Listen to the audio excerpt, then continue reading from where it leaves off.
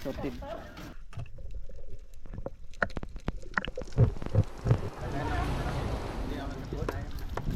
Halika na, sabay tayo. 15 siguro yan. 13 May gusto dahil sa tubig at Welcome back mga Kaspiro, samahan nyo kami sa huling bahagi ng aming ginawang dayo dito sa Taytay, Palawan. Kasama si Joy Adventure Native Channel, Busjob Maninisid, Batang Spiro at Silent Hunter Bugoy. Ang ating namang mga kapitan ay si Udin at si Busing din. Kaya para sa buong kanapan, samahan nyo kami sa huling araw ng ating dayo. Let's go!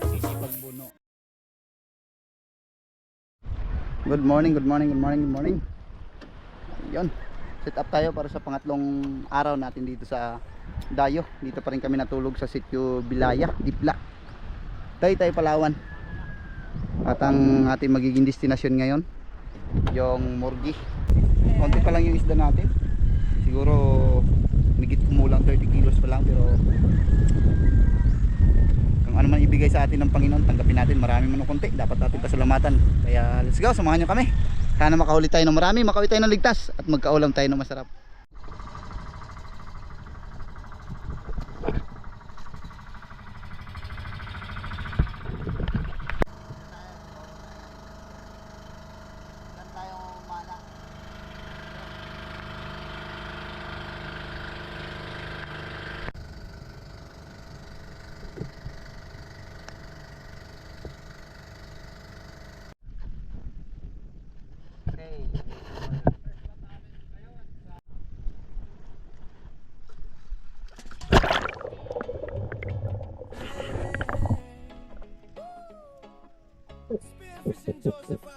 Pagkatapos na mahigit isang oras na biyahe mga Kaspiro, ay nakarating na tayo sa spot. At dito sinubukan natin mag-ambush, kaya lang medyo dismaya ako nung makita ko yung corals dito. Talaga namang basag-basag sa dinamita.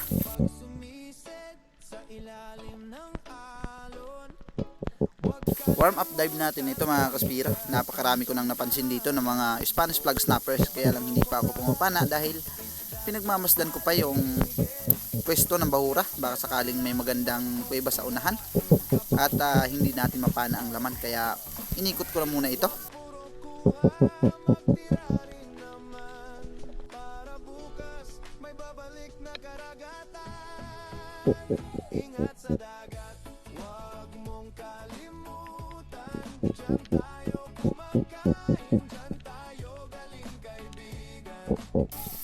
Medyo malabo ang visibility mga Kaspiro, kaya nung bumalik na ako papunta ng bangka, hinanap ko na yung mga Spanish flag snappers na nakita ko kanina, at isa yung ating nasumpungan na medyo malaki, kaya ito yung ating naging unang isda para sa araw na ito.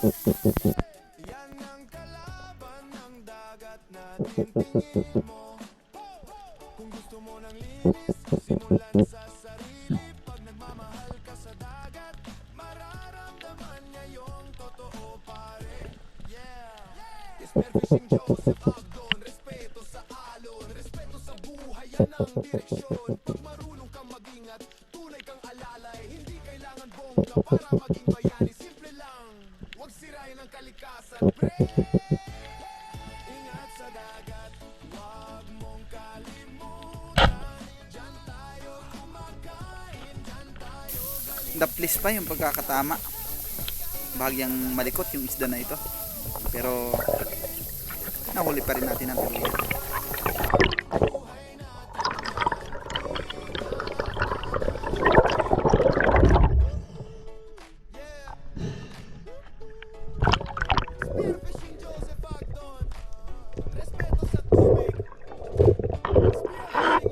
Saging-saging o darag-darag at manilan o naman sa ibang tawag.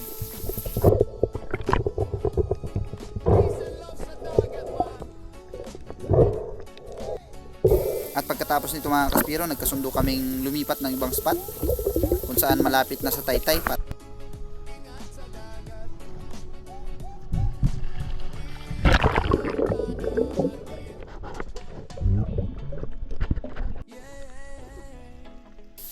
Dito sa panibagong spot mga Kaspiro, mayroon ako natanaw dito na isang surahan. Napakalaki na sana nito. Kaya lang nahuli ako sa pagkalabit ng pana.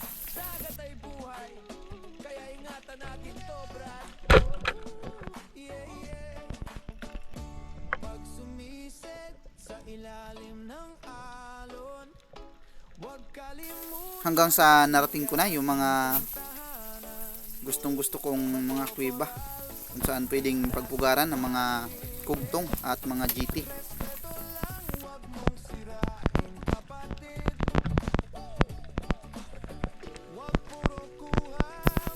Ganda sana ng kuwebang ito. Mayroon din ditong 2 pirasong Spanish flag snappers pero hindi ko muna pinana.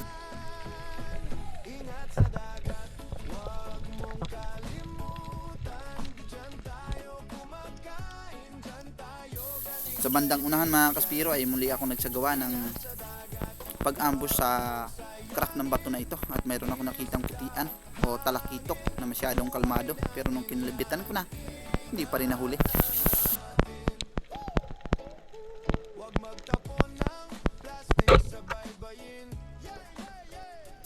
May marble grouper sana sa loob mga kaspiro pero nung akma ako napapanain sumayad yung ating GoPro kaya nakaramdam ito. Sayang, pumasok.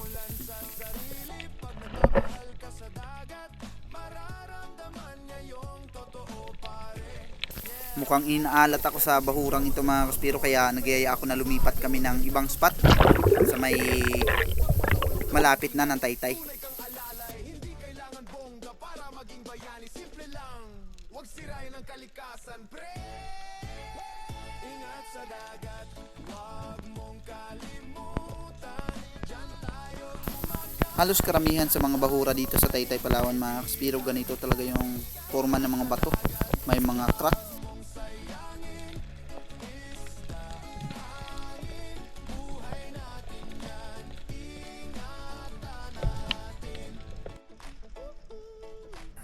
Nagpatuloy lang ako sa pamamana sa area na ito mga kaspiro. At mas nagdoble ingat tayo dahil may mga inaasahan ako ditong mga kuweba na minsan ko nang nahulihan ng mga malalaking isda. At dito nga, malapit na ako sa area kung saan ako madalas nakakapana dati ng GT. Meron ako nakita ditong Spanish flag pero hindi ko na muna pinansin.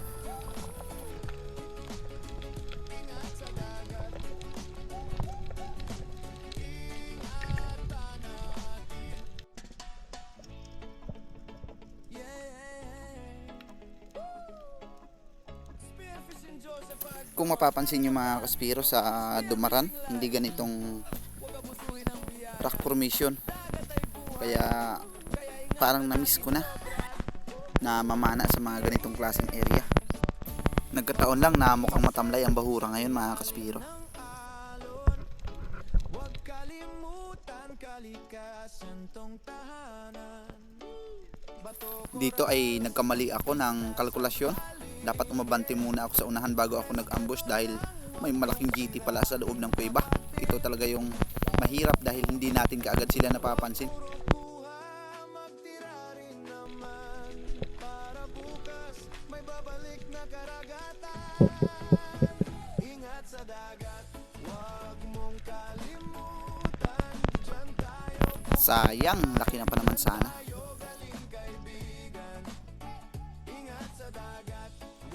Sinundan ko yung direksyon kung saan siya papunta. Nagbabaka sakali akong baka nandito lang sa unahan ng mga kuweba nagtatago.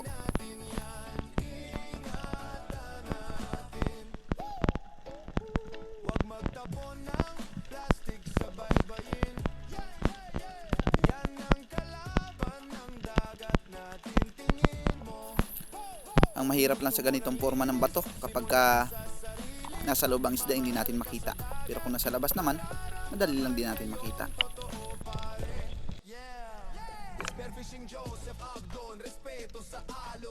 Dala pa rin ang panghihinayang ay umabante ako sa bandang unahan. At dito ay sinubukan kong mag-fish call. Baka sakaling may lumapit sa ating isda. At mamaya-maya lang ng konti, may galing sa loob na GT.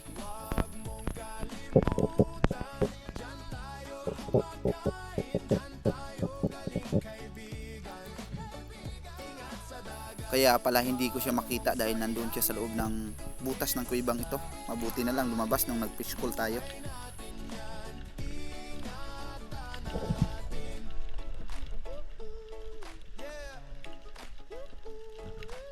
Spearfishing Joseph Agdon.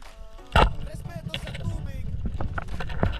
Spearfishing life, wag pabayaan!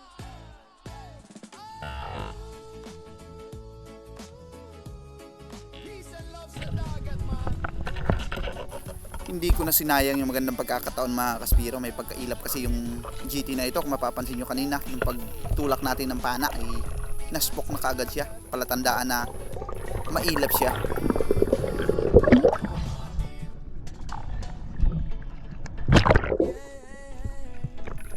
Nagkaroon pa siya ng pagkakataon para maipasok yung shop natin sa kuweba. At ito, napakadaming double line mackerel ang dumaan.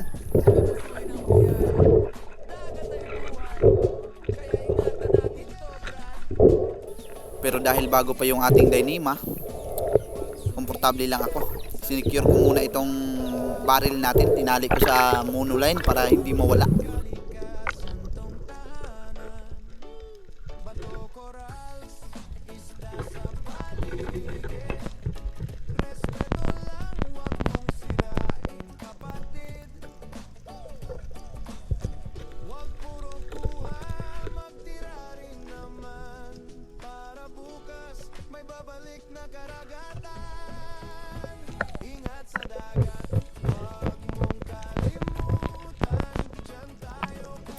Hindi ko lang sigurado kung ito na yung nakita natin kanina na hindi natin napana o iba rin ito.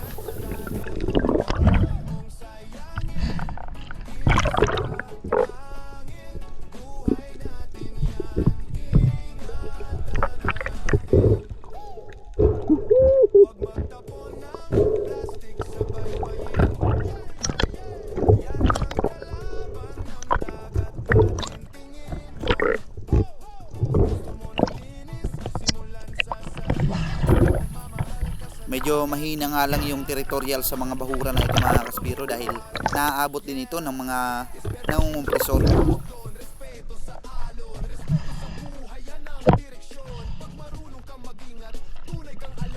At dito ay sininyasan ko na yung ating boatman para lumapit sa atin at may karga natin itong nahuli nating mamsak.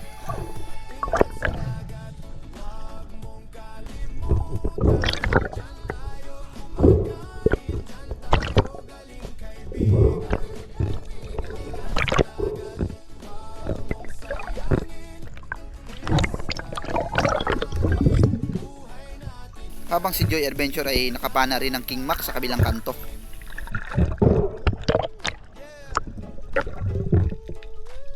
Spearfishing Joseph Acton, respeto sa tubig.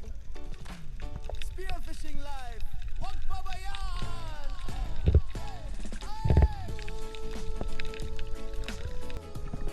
Peace and love sa dagat man.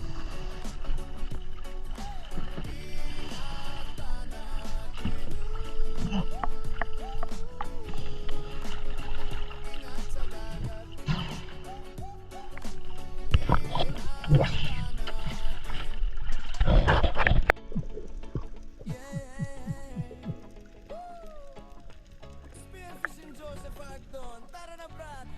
Spearfishing life, wag abusuhin ang biyaya. Andito pa rin yung napakaraming double line mackerel at kung saan tayo pumana ng GT kanina ay sinubukan ko ulit na silipin, baka may kasama pa ito. Sumisid sa ilalim ng alon, wag kalimutan kalikasan tong Ito na yung ating naging last dive dito mga kaspiro. Katapos nito sumampa na kami sa bangka at naghanap kami ng matutulugan. Sa Horse Island sana kami matutulog, kaya lang nung bumara kami doon ay wala nang tao, wala yung bantay doon, kaya hindi na kami bumaba pa sa isla. Lumipat na lang kami sa isla ng Talakanin kung saan nandoon yung tiyuhin ni Kuya Dindin, yung kapitan natin.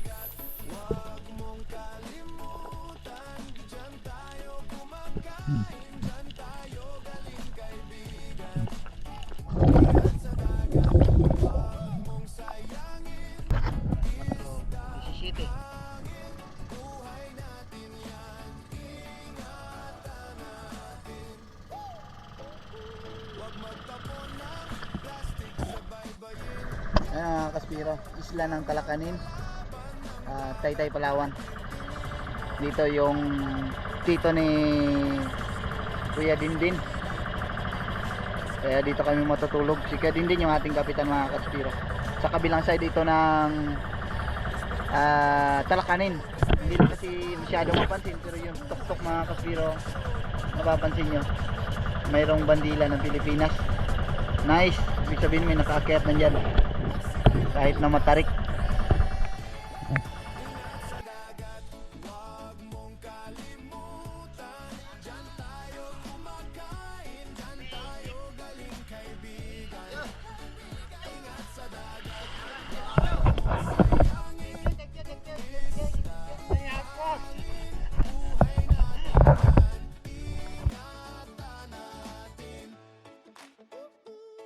Yeah. Spearfishing Joseph Agdon. Respeto sa tubig. Spearfishing life. Wag pabayaan. Nakamute yung video natin dito mga kaspiro dahil may nagpapatugtog at delikado na makapiright tayo. Peace and love sa dagat man. Ingatan natin. Ingat sa dagat. Ingatan natin. Yeah. Spearfishing Joseph Agdon. Tara na Brad. Spearfishing life. Huwag abusuhin ang biyaya. Dagat ay buhay. Kaya ingatan natin to, Brad. Yeah. Pag sumisid sa ilalim ng alon, huwag kalimutan kalikasan tong tahanan. Bato, corals, isda sa paligid. Respeto lang, huwag mong sirain, kapatid. Huwag puro kuha, magtira rin naman. Para bukas, may babalik na karagatan. Ingat sa dagat, huwag mong kalimutan. Diyan tayo kumakain, diyan tayo Talap. Alam niya rin. Lami na? Saan siya na? Ito, lami. isda, hangin, buhay natin yan. Ingatan natin. Huwag magtapon ng plastic. Good morning mga kaspiro. Ito na yung ating last day ng pamamana dahil yung ating konsumo kulang na. At medyo napapagod na rin ang bawat isa. Gusto na magpahinga, makapag-relax. Kaya tamang-tama lang para umuwi na pagkatapos ng half day. Guys, konti na lang din. Kaya pagkatapos namin ng half day ngayon, diretso na kami uwi. Sakto na malaki ng dagat, makakapasok na yung bangka namin sa ilog. Let's go. Huwag sirain ang kalikasan, pre. Last day. Last day na mga kapira. Mamayang hapon. Biyahe na kami pa uwi. Kaya para sa uling pagkakataon, sana ay makasubong tayo ng biyaya. Dito na kami sa loob ng area ng Taytay. Dito kami natulog sa isla ng Talakanin. Okay, dito na kami sa spot. Prepare lang tayo, tapos day na. Joseph Agdon. Respeto sa tubig. Spearfishing life. Huwag pabayaan.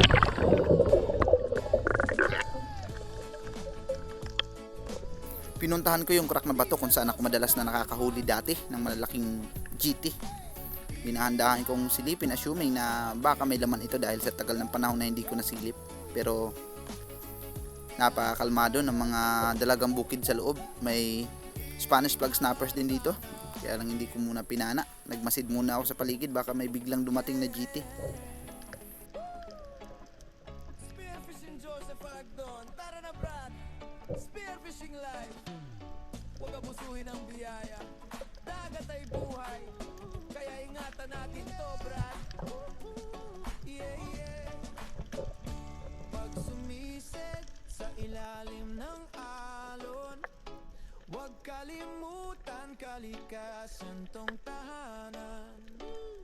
At dito sa kabilang side mga kaspiro, mayroon akong possible target na nakita. Isang susi o tinatawag sa aming baghak o baraka. Pinana ko na dahil wala namang GT.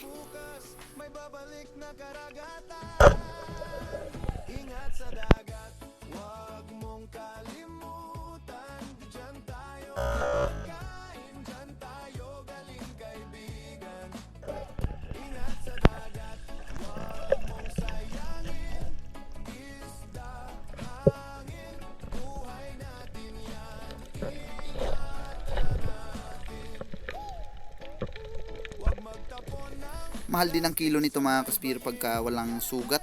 Halos kapresyo rin ito ng marble grouper na minsan umaabot ng 1,000 ang bawat kilo kapag buhay.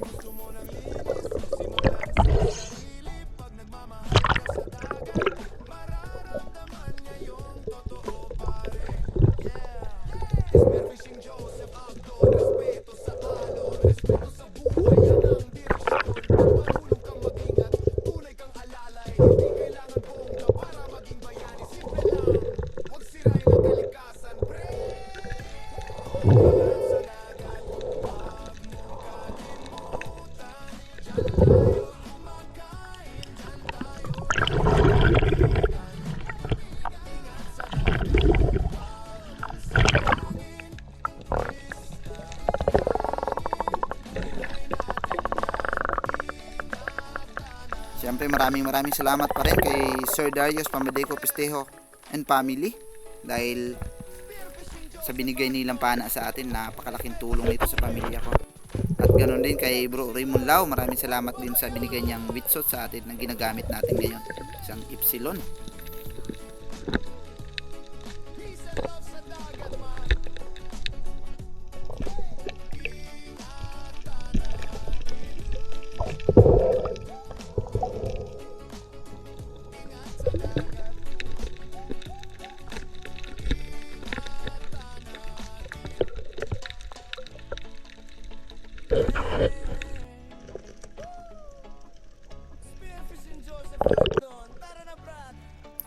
Sa bandang ibaba ng kuweba mga kaspiro, mayroon ding baraka dito na nakadapa sa buhangin.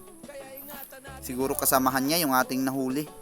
At nagkataon talagang labasan sila ngayon dahil may mga time na hindi ito lumalabas sa loob ng butas ng bato. Kaso vertical yung ating pwesto mga kaspiro, kaya nung kinalabitan ko, hindi tumama.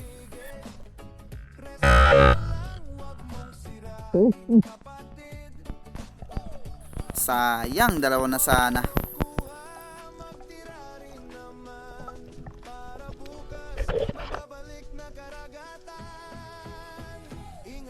Bago pa ako sumisi dito, meron ako nakitang Harlequin Sweet Lips kanina. Kaya dinahandahan kong silipin ko nandito pa. Pero may dalawang Spanish plug snappers dito. Kaya lang nag-aatubili akong pumana dahil baka biglang lumabas yung Harlequin Sweet Lips. Huwag magtapon ng plastic sa baybayin. Yan ang kalaban ng dagat natin, tingin mo. Kung gusto mo ng linis, Mabante ako sa bandang baba ng Bahura. At dito ay mayroon na naman ako nadaan ng magandang rock formation. At isang kalmadong Spanish plug snappers yung nandito. Habang may putian na nasa labas. Kanina pang pabalik-balik. pag marunong kang mag-ingat, tunay kang alalay. Hindi kailangan bongga para maging bayani. Simple lang, huwag sirain ang kalikasan, pre. Ingat sa dagat, huwag mong kalimutan. Diyan tayo kumakain, diyan tayo galing, kaibigan. Ingat sa dagat, huwag mong sayangin. Isda, hangin, buhay natin yan. Ingatan natin. Yeah. Spearfishing Joseph Agdon. Respeto sa tubig. Spearfishing life. Huwag pabayaan.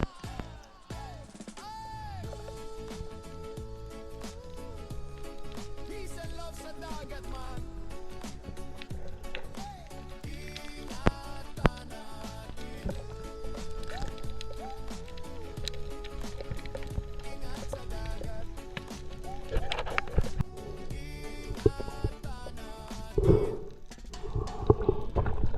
Patanghali na ito mga kaspiro at hindi magtatagal ay uuwi na kami. Dito ay mayroon 2 pirasong batfish o tinatawag sa aming bayang. Papanain ko sana para maging pang-ulam, kaya lang hindi ko na tinuloy dahil umiral na naman yung pagiging maawain natin. kalimutan, kalikasan tong tahanan. Bato, coral, isda sa paligid. Respeto lang, wag mong sirain, kapatid. Wag puro kuha, magtira rin naman. Para bukas, may babalik na karagatan. Habang hinaantay ko yung bangka na makalapit sa atin mga kaspiro, mayroon ditong barakuda na good size na rin.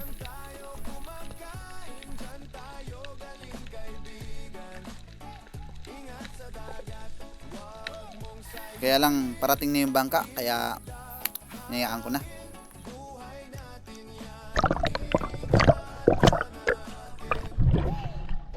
At alas 12 na, kaya uuwi na kami mga kaspiro.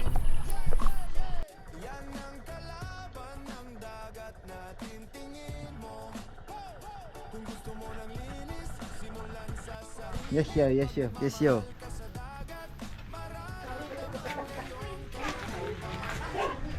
Abang-abang kami mga kaspiro na dalahin dito yung isda para timbang at alamin natin kung ilang kilo ang aabutin. Nakuli kayo? Dito na kami sa tabi. All lang. Ayan, yan. All in mga kaspiro kasama yung mga softip. Parang malabo ba? Maliwanag yun. Hindi po. na lang yung baga ko ka. Dito. Pero dito na igo ako kapo no? Try ko ano kaya ito? Uy! Luba, wasak na lang. Sige, okay na daw. Wasak na wasak. Dito mayroon po. Uy, king mark na naman. Sana all. Yan ang kilohin, kung ilang kilo. Luba estimated. Tampo. 12. Mahigit kumulang yan. 10 kilo. Ha? Mahigit kumulang. Lo. Halos ganyan din kalaki. 15 siguro yan. 13 lang. 13 to 14. 11.2. 13 lang yan. Okay. 13. 12! Yan, 12 lang mga alas 12. Wala, 10.9. Sino nakahuli isang kampang? Wait, bakit ikaw lang marunong pumana ng kampang?